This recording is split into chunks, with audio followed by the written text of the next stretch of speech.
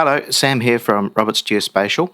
ProRaster 1.0.2 has been released, and there are some quite significant new features in this first release that I haven't shown in any previous videos, so I just want to go through them quickly.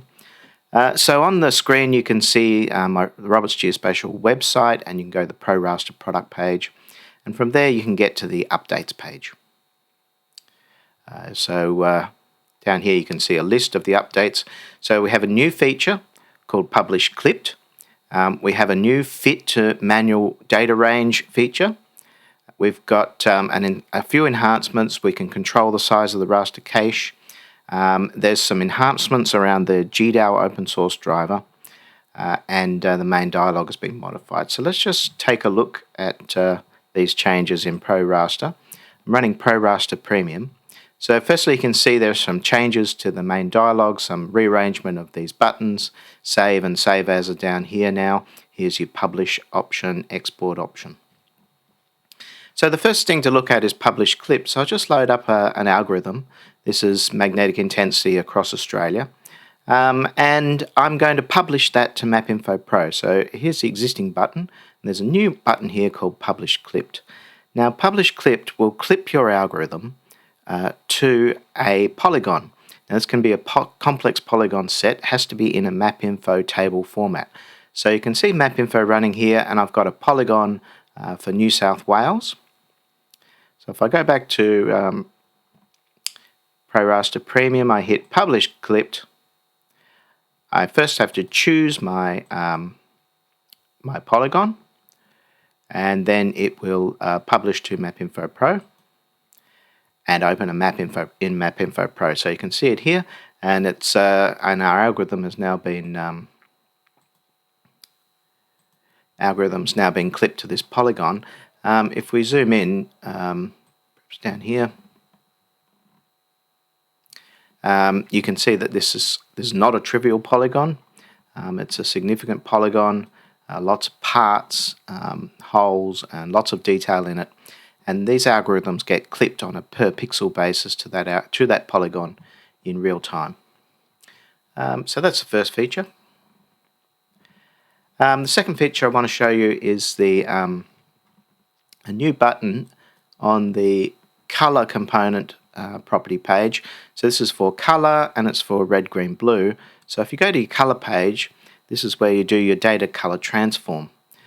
So if I just change it to a linear transform, and then go to a linear with a manual clip. So now I can put in the clipping range that I want. So if I put in 2000 and minus 1000, then I get a linear color stretch. But you can see there's a button here which says fit to the range of the data in the map. So if I hit that button, it analyzes the statistics of the data that you're looking at in this map. In this case, it's the Australian reduction to pole magnetics band 0. That's the data that I'll be looking at.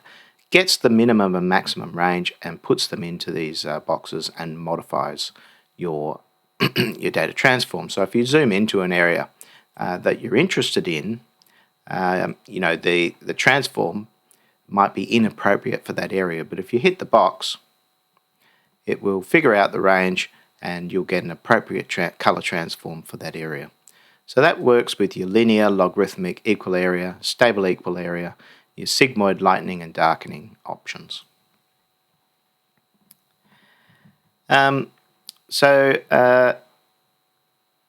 Just coming back to our web page, which I've lost, here it is. The next few things are firstly enhancement. You can control the size of the raster cache. So if you go into your options dialog, which you access from the system menu, there's options, and in here you can see there's a raster cache size, and you can set that to small, medium, or large. So that corresponds to half a gigabyte, 1 gigabyte, and 2 gigabytes, and that's the minimum cache size. If you have a lot of memory, the caches will be larger. So if you've got a data processing machine with 64 gigabytes of RAM and you set the cache size to large, it could use up to 50 gigabytes of memory. So if that's what you want to do and you're happy with that, then you can allow that to happen. So that's your cache size. You can change that at any time. So if you're using up too much memory, you can knock it back down and it will release that memory.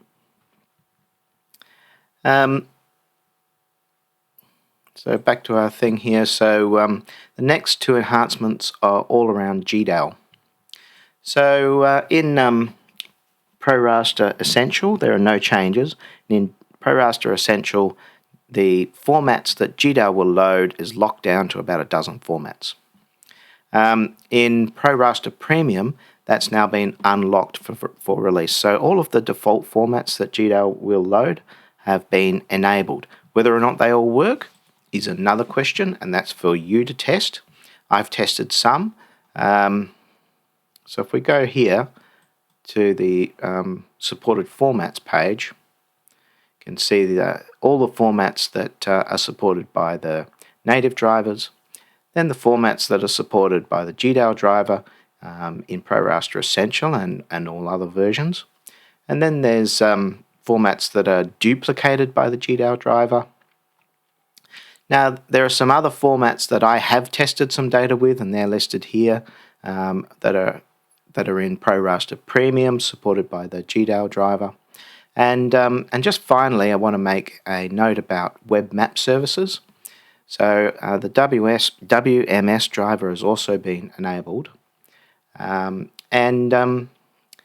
if you go to the GDAL documentation page for WMS, you can see that the way that these things are loaded is that you create a local service description XML file.